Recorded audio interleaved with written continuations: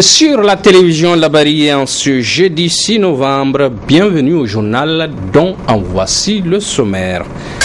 Le président de la République, chef de l'État à Dosso et à Gaïa hier, mardi 5 novembre. Les comptes rendus de nos envoyés spéciaux dans quelques instants.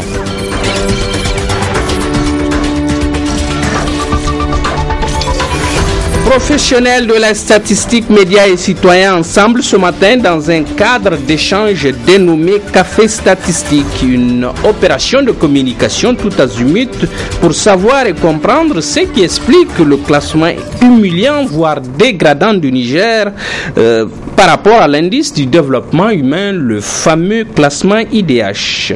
Soyez avec nous pour les détails. Après le sommaire, les détails, mesdames, messieurs, bonsoir et merci d'être avec nous. À l'entame de ce journal, l'étape de Gaïa de la visite du président de la République et chef de l'État dans la région de Dosso hier mardi 5 novembre. Une visite, vous allez la voir plutôt aux allures d'un meeting électoral, disons de tout net, et pour cause, le chef de l'État est allé distiller des bonnes nouvelles sous les applaudissements d'un public exubérant de joie. Le gouvernement prendra des mesures énergiques pour que le tronçon de route Bela-Gaïa s'achève et que finisse le calvaire des populations. Puis, à l'image de Niamey-Niala et de Dosso-Soga, il y aura Gaïa-Digo, a conclu le président de la République, chef de l'État. Le compte-rendu de nos envoyés spéciaux. Pour l'occasion, la mobilisation a été forte. La rencontre avait l'air de meeting d'une campagne électorale. Les autorités locales présentent des doléances au chef de l'État, la principale étant bien sûr la finition du tronçon Bela-Gaïa qui dure une éternité. À l'image de Niamey-Niala, Dosso-Soga, que Gaïa devienne sous votre conduite Gaïa-Digo, autrement dit Gaïa le miroir. Les aménagements hydro-agricoles de Gaïa Amont et Tara rencontrent des problèmes de pompage, réduisant le coût de la production ridicule. La dégradation accentuée du tronçon Bekatis-Kamba réduit au maximum les échanges commerciaux avec le grand voisin du Nigeria. Monsieur le Président, vous venez d'être témoin des tapisseries que la population de Gaïa et de façon générale le département de Gaïa est en train de subir en ce qui concerne l'axe Bela-Gaïa. Issoufou Mahamadou dit être parti à Gaïa pour remercier les populations et les encourager, et il a aussitôt répondu à quelques doléances. Je sais combien vous vous plaignez du retard dans la réhabilitation du tronçon de route Bela-Gaïa au regard de l'importance de cette route pour nos échanges extérieurs. Le gouvernement prendra des mesures énergiques pour que l'entreprise qui est en charge des travaux honore ses engagements.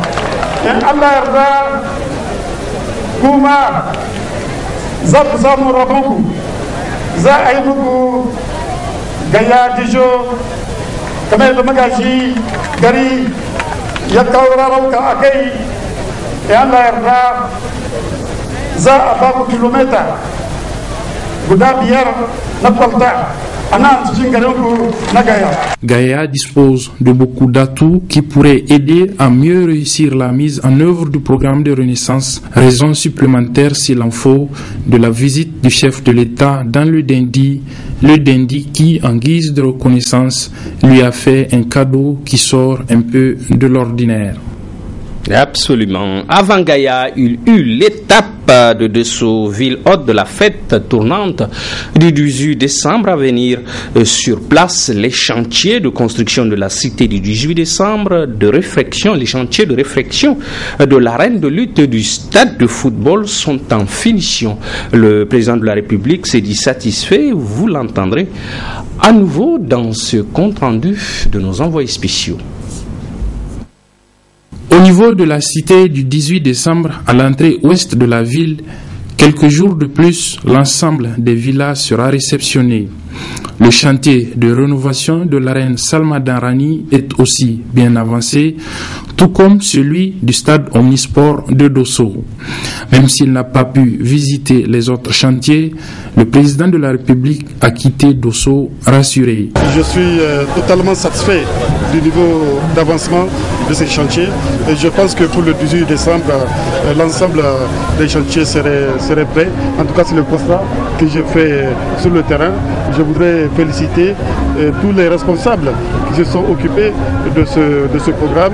Je voudrais également encourager les entreprises pour qu'elles fassent diligence afin que tous ces chantiers-là soient terminés aux dates prévues.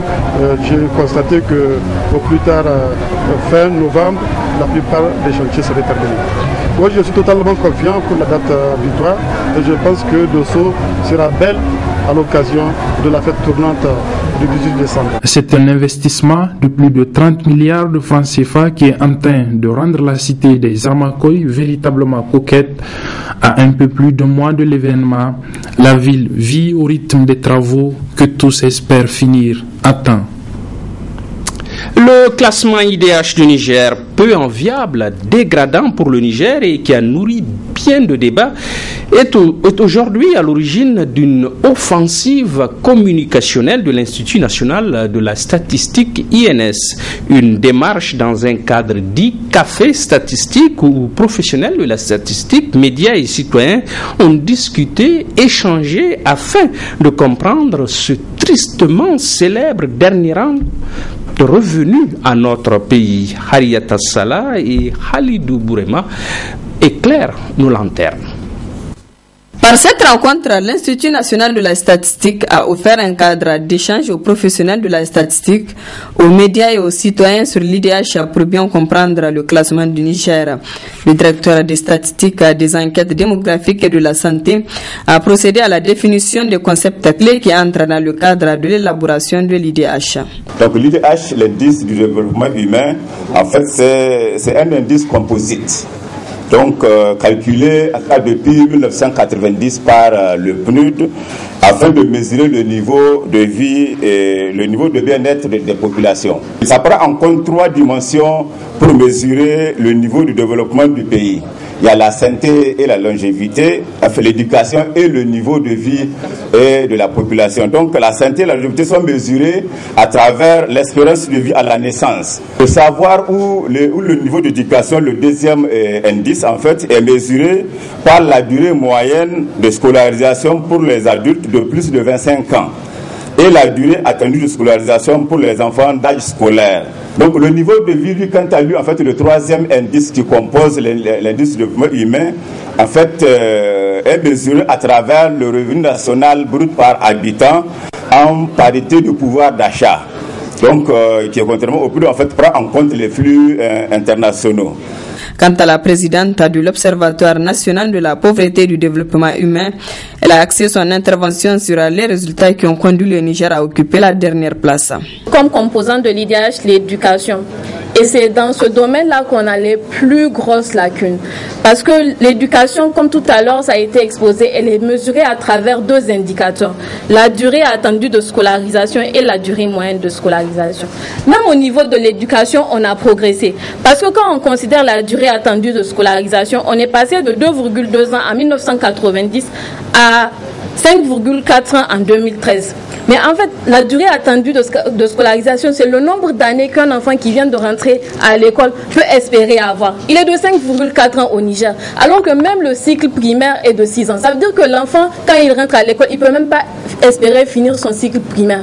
C'est ce qui nous tire vers le bas. C'est en éducation qu'on a les plus mauvaises performances. Au niveau de la durée moyenne de scolarisation, elle aussi, elle a évolué. Elle est passée de 0,7 ans en 1990 à 1,4 ans en 2013, soit une progression de 0,7 ans.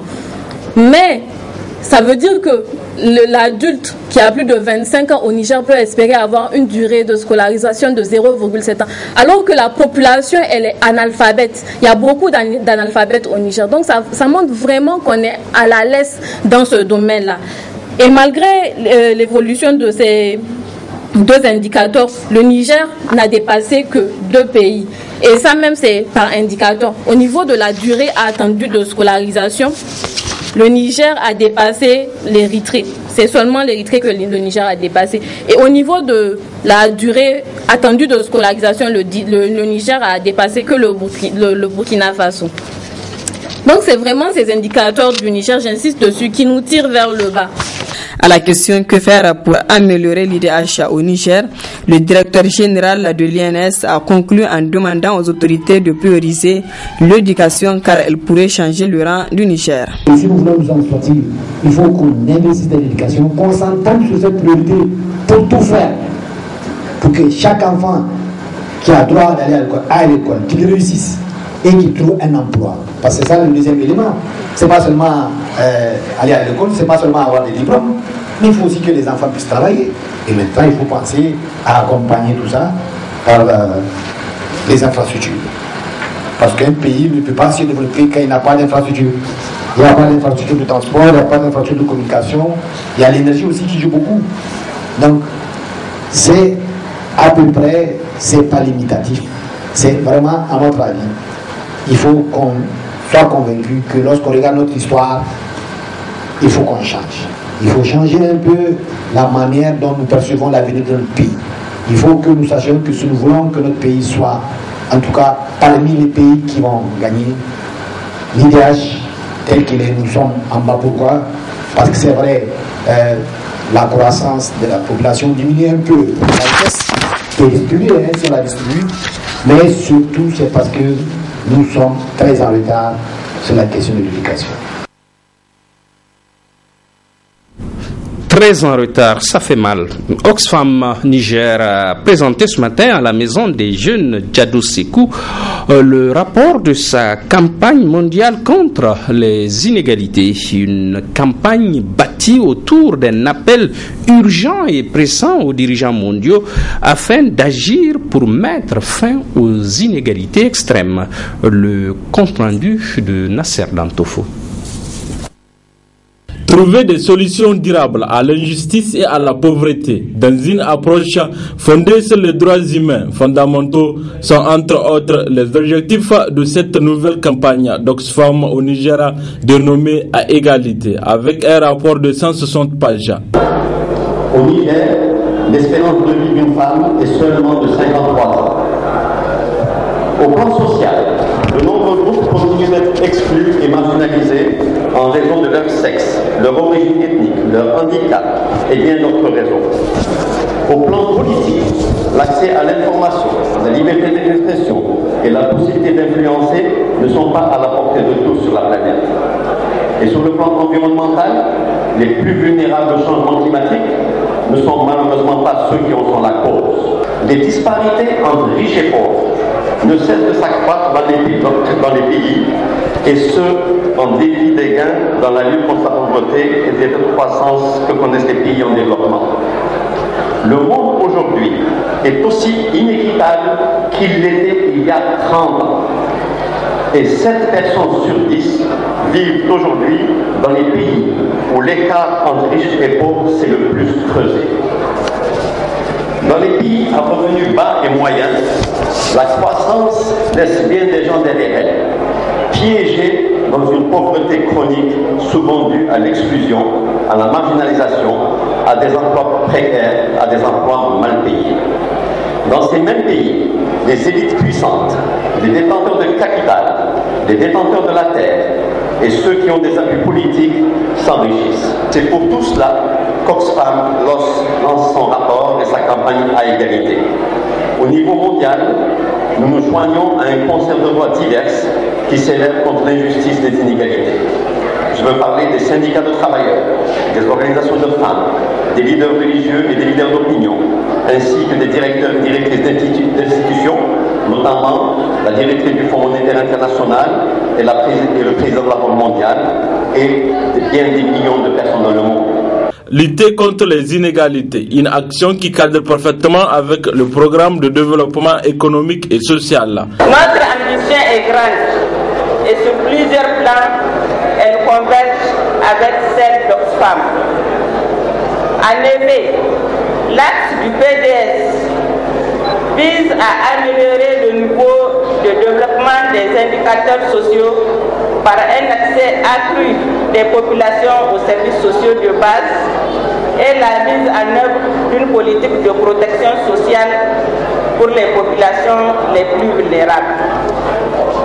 Les principaux résultats portent sur l'amélioration de l'état de santé des populations, le renforcement des niveaux d'éducation et un accès plus équitable de la population à l'eau potable et aux infrastructures d'assainissement, la réduction de l'inégalité et de l'iniquité du genre. La cérémonie a pris fin avec la remise du rapport et la signature du livre d'or par la ministre déléguée chargée de l'aménagement du territoire et du développement communautaire. Rencontre échange également ce matin à la Maison de la Presse entre responsables du ministère de la Communication et ceux des médias. La célébration de la Journée nationale de la liberté de la presse est pour le 30 novembre. Alors, les partis s'attellent et font feu de tout bois pour lui donner un éclat particulier. Assoumana China et Chebou Guisso pour les détails. Il s'agit d'une rencontre pour faire le point des préparatifs de la première édition de la Journée nationale de la liberté de la presse qui sera célébrée le 30 novembre prochain. Une journée instituée en souvenir de la signature par le président de la République, Issoufou Mahamadou, de la déclaration de la montagne de la table le 30 novembre 2011. Le président de la commission en conférence nous donne ici un aperçu des thèmes qui seront débattus à cette occasion. La commission a identifié un certain nombre de thématiques, notamment un thème majeur, les enjeux juridiques, politiques et économiques de la presse nigérienne. Ça, c'est le thème majeur qui va être débattu à l'occasion de cette journée-là. Ce thème sera débattu sous forme de panel. C'est-à-dire que ce n'est pas un seul conférencier qui va venir parler du thème en question, mais c'est un panel constitué d'un certain nombre d'intervenants qui ont été identifiés. Il y aura en tout et pour tout 4 personnes qui vont intervenir. En vérité, chacun des intervenants aura quelque chose comme 5 à 10 minutes maximum. L'enjeu, c'est quoi? C'est qu'il y ait un maximum de participants, un maximum de participation autour de ce débat. En fait, c'est une façon de lancer le débat pour que véritablement l'ensemble des participants puissent donc apporter leur contribution au débat. Il y a un deuxième thème qui sera également à l'honneur, c'est le thème relatif à l'image de la femme dans les médias. Là également, ce thème sera débattu sous forme de panel. Ceux qui vont justement animer cette thématique sont identifiés. Il y aura en tout et pour tout 4 personnes qui vont donc intervenir en préliminaire avant que le débat ne soit justement lancé pour l'ensemble des participants. Plusieurs autres activités sont également prévues pour donner un éclat à cette première édition. Chaque patron de groupe radio et télévision va réfléchir d'ici le 30 pour voir qu'est-ce qu'il va mettre dans son stand. Donc après cette visite, là interviendront les différents panels dont a parlé tout à l'heure le conseiller du ministre. Les différents panels vont intervenir, c'est dans la grande salle, toujours du palais de congrès.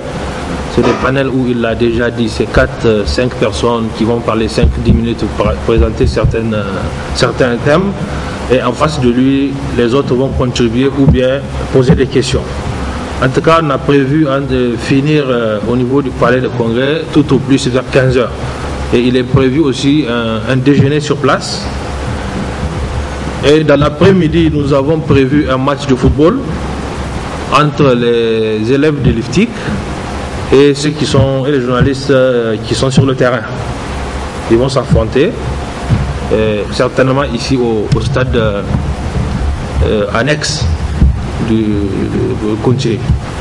Maintenant, la soirée, il y aura, comme d'habitude, comme ça s'appelle soirée culturelle, il y aura en tout cas pas mal d'artistes qui vont intervenir. Mais essentiellement, nous avons ciblé ceux qui ont vraiment chanté pour la presse. L'heure est à la mobilisation pour la réussite de cet événement. La commission finance se réjouit du geste de l'État et attend une réponse positive des autres partenaires. Des prix et des distinctions sont prévus pour encourager les meilleurs. En déclaration ce matin du comité exécutif de la coordination régionale de Niamey du syndicat national des agents contractuels des enseignements secondaires SINASES. À l'adresse du gouvernement, le comité exécutif dénonce, fustige et félicite certaines mesures, la prise de certaines mesures, et à l'endroit de ses militants, il appelle à une mobilisation de tous les instants. Écoutons-le. De la situation internationale. 1. Dénonce et condamne le recours à la violence orchestrée par les forces du mal dans la sous-région et interpelle par la même occasion les autorités de notre pays à adopter un discours modéré adapté à la situation afin d'éviter d'attirer le courroux de ces criminels sans loi ni foi. 2.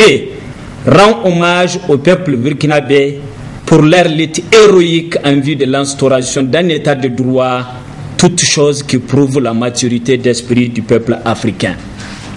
De la situation nationale. 1. Le comité exécutif du SINASES région de Niamey présente ses condoléances au peuple nigérien et aux familles des victimes tombées sur les champs d'honneur après les attaques perpétrées par les forces du mal au Mali et à Walam. 2. Le CE de la coordination régionale s'insurge contre l'augmentation du nombre de députés de 113 à 171, car même si la taille démographique a augmenté, les revenus moyens des Nigériens restent toujours précaires. 3. Interpelle la classe politique dans son ensemble de privilégier l'intérêt général au lieu de s'adonner à des querelles intestines. De la rentrée scolaire 2014-2015, le comité exécutif du SINASES prend acte des conditions créées par le gouvernement pour un bon déroulement de la rentrée scolaire 2014-2015. 2.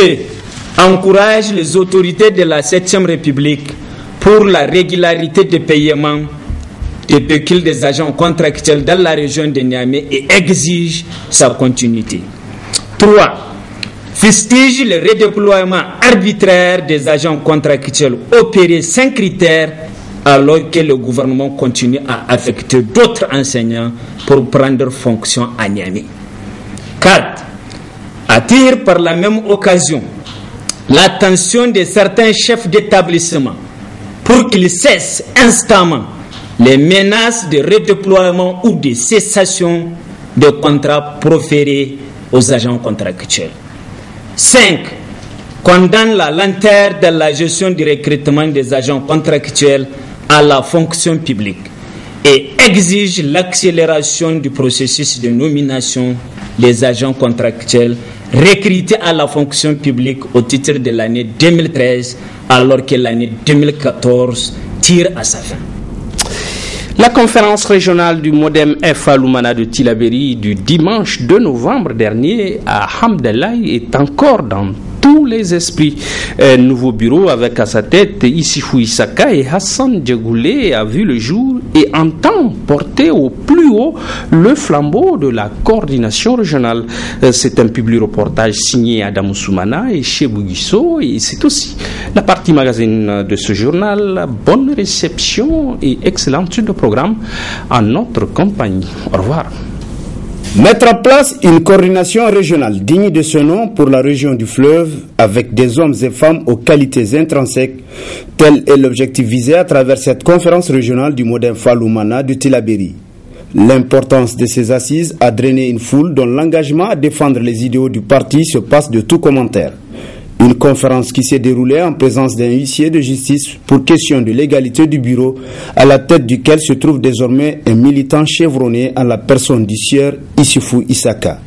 Ce dernier, dans son speech, a d'entrée du jeu eu une pensée particulière au président national du parti. En ce jour mémorable, ma pensée va tout naturellement en direction de son Excellence Monsieur Hama Amadou, président de notre parti, président de l'Assemblée nationale.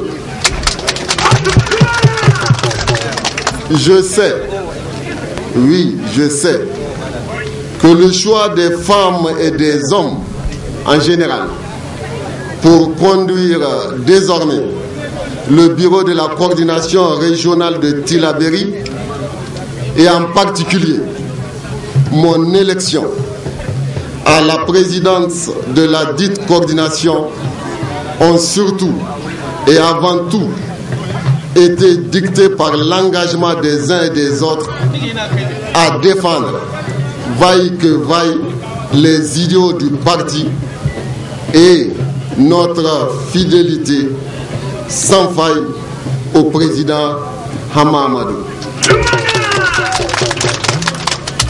Aussi voudrais-je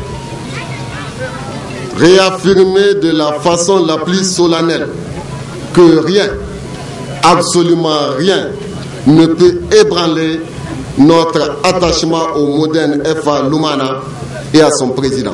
Occasion aussi pour le tout nouveau président de la coordination régionale de Modem Falumana de Tillabéri de rappeler le contexte sociopolitique actuel du pays.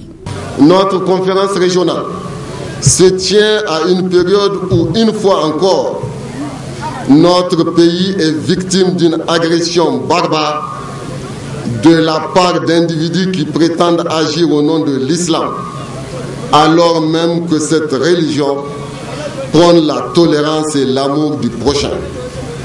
Ces individus, en vérité sans foi ni loi, viennent à nouveau d'endeuiller notre peuple en arrachant à son affection 9 éléments de nos forces de défense et de sécurité. Aussi, voudrais-je présenter aux familles des victimes et au-delà, à l'ensemble des forces de défense et de sécurité, nos condoléances les plus attristées. Je vous prie, encore une fois, d'observer une minute de silence pour le repos de leurs âmes.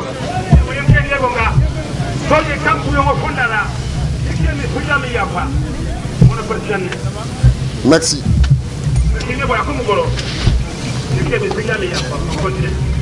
Mesdames et messieurs, ces événements et tant d'autres encore, dont ceux en cours au Burkina voisin, nous commandent, en tout cas s'agissant du moderne FA Lumana, plus de responsabilité dans la conduite de nos actions. Au-delà des activités canoniques propres à tout parti politique, nous devons de mettre un accent particulier sur la consolidation de l'unité nationale, la garantie de la liberté d'expression, le respect du pluralisme politique, en somme, l'attachement au principe de la bonne gouvernance. Pourtant, c'est en ces instants que d'autres politiciens s'activent à mettre en cause les fondements même de la République et de l'état de droit, affirmant à qui veut les entendre qu'ils le font, je cite, sans état d'âme. C'est en ce moment que, dans notre pays, la politique cesse d'être cet art noble dont la finalité est le plein épanouissement de tous, que le pouvoir en place s'évertue à travers la corruption, le chantage et le trafic d'influence au concassage des partis politiques de l'opposition comme de la majorité d'ailleurs, et à dresser les Nigériens les uns contre les autres. C'est encore en ce moment que nos valeurs sociales, culturelles et religieuses sont soumises à rude épreuve, en attestent les récentes mesures que le gouvernement s'apprêtait à mettre en œuvre dans le domaine de l'enseignement secondaire, n'eût été la prompte réaction de la société civile. Troisième force politique du pays, le Modem Falumana n'est pas épargné par des soubresauts, mais pour le président de la coordination régionale, cela n'entachera en rien la sérénité du parti au cheval ailé.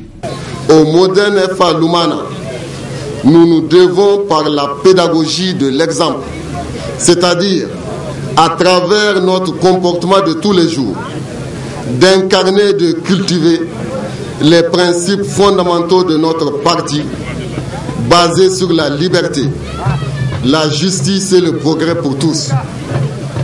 Cela est possible au regard de l'engouement que suscite notre parti auprès des Nigériennes et des Nigériens. Malgré les brimades et les mesures drastiques dont notre parti et ses militants font l'objet, particulièrement dans la région de Tillabéri, le moderne FA Lumana enregistre chaque jour l'adhésion de nombreux de nos compatriotes. Cela est réalisable quand on connaît la qualité des nouveaux animateurs de notre coordination régionale.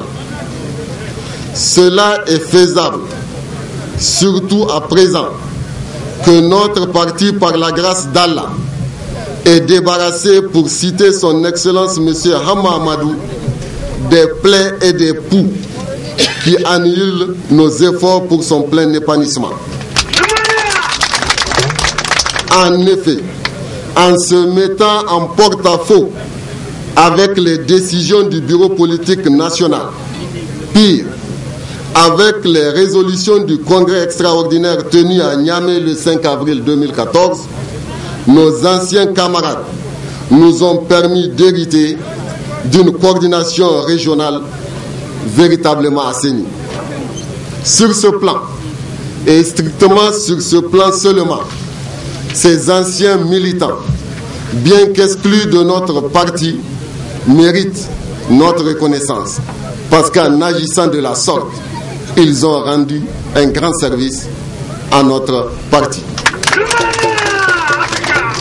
Prions simplement Dieu pour que la pollution dont ils sont porteurs se répande au parti qu'ils prétendent soutenir. Face à toutes ces situations, Issoufou Issaka dit mesurer la grandeur de la mission à eux confiée par la coordination régionale, tout en rassurant l'assistance à œuvrer sans faille pour le rayonnement du parti à Tillabéri. C'est dire que la tâche qui nous attend est certes exaltante, mais noble. Nous nous devons de nous surpasser et de travailler sans relâche à consolider et à renforcer les acquis de notre parti. Laissons de côté les considérations individuelles ou partisanes et n'ayons dans notre ligne de mire que les intérêts de notre parti et de notre pays. Restons fidèles aux idéaux de notre parti et soyons persévérants dans la conduite de nos actions, car ne dit-on pas que la persévérance est le secret de tous les triomphes. Puisse Allah, le Tout-Puissant, je veux dire le seul puissant, guider nos pas afin que triomphe justement le moderne FA Lumana pour que vive le Niger. Ce grand rendez-vous de Hamdallahi a servi de cadre pour la présentation des membres des autres structures du parti au titre de la région de Tillabéri. Des hommes et femmes auxquels incombe la lourde tâche de compléter les autres postes du bureau de la coordination régionale Modem Falumana de la région de Tillabéri. Une région qui est fortement attachée aux idéaux du parti et surtout à son président Hama Amadou.